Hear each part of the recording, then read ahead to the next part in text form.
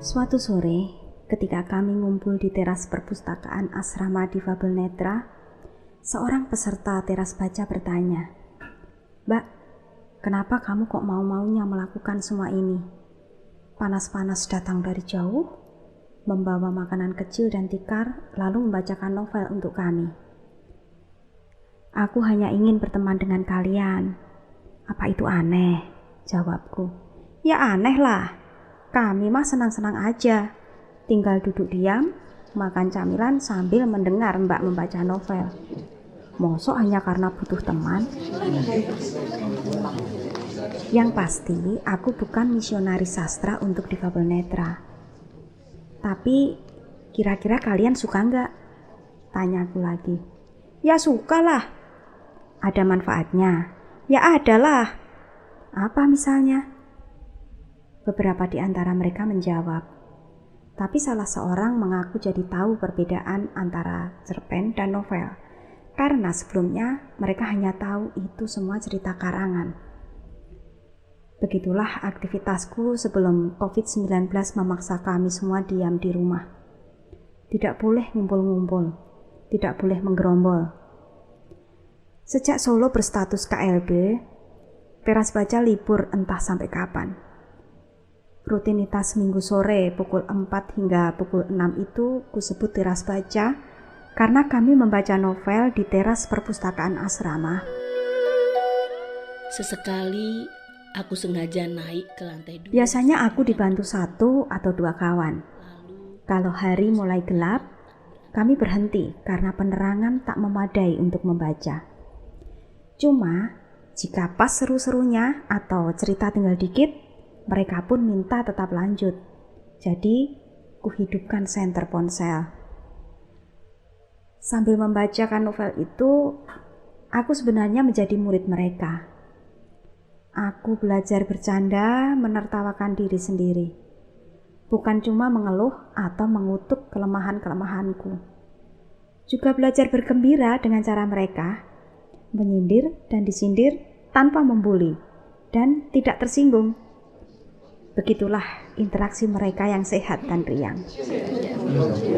Halo teman-teman, perkenalkan nama saya Bayu Sadewo, salah satu member dari Diva Litra. Saya kenal Diva Litra itu dari Mbak Indah, ketemu di salah satu seminar bedah buku di Kota Solo. Saya tertarik ya karena di dalam web ini kita bisa menemukan karya sastra. Konten yang ada di sana saya lebih senang sama cerpen ya, dan kita bisa lebih tahu ya apa itu sastra, dan sebelumnya saya nggak tahu jadi tahu dengan mendengarkan di web Diva Litra. Beberapa waktu sebelum teras baca terbentuk, seorang kawan berkomentar, mau membaca dan merekamnya?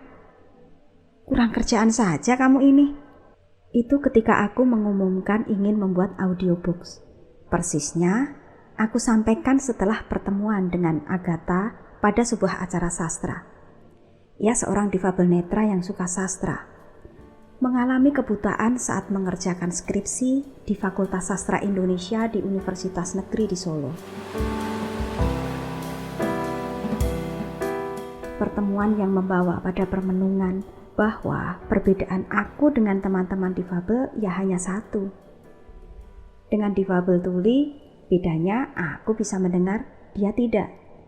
Sedang difabel netra, perbedaannya aku bisa melihat, dia tidak. Tetapi hak-haknya sama untuk informasi, akses ilmu pengetahuan, dan juga kesenangan menikmati sastra. Perbedaan yang hanya satu itu membuat teman-teman difabel harus punya cara tambahan. Dan syukurlah, teknologi sekarang sudah sangat maju. Dengan aplikasi screen reader, mereka bisa mengakses berita, membaca e-book, berbalas pesan, sama seperti aku.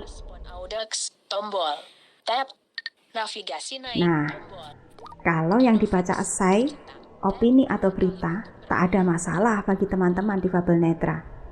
Asal punya Android dan belajar sedikit saja, mereka sudah bisa.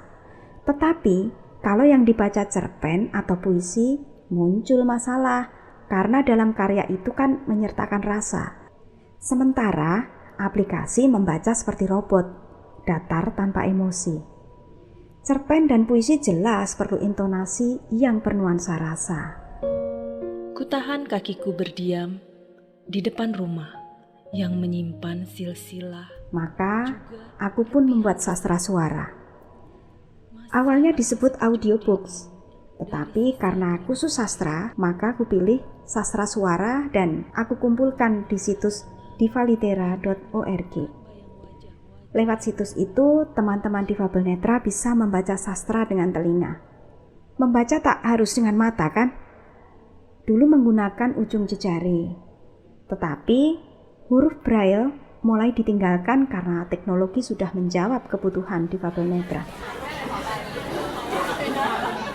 Tetapi akhirnya aku sadari Divalitera bukan sekadar upaya membantu teman-teman difabel netra menikmati sastra.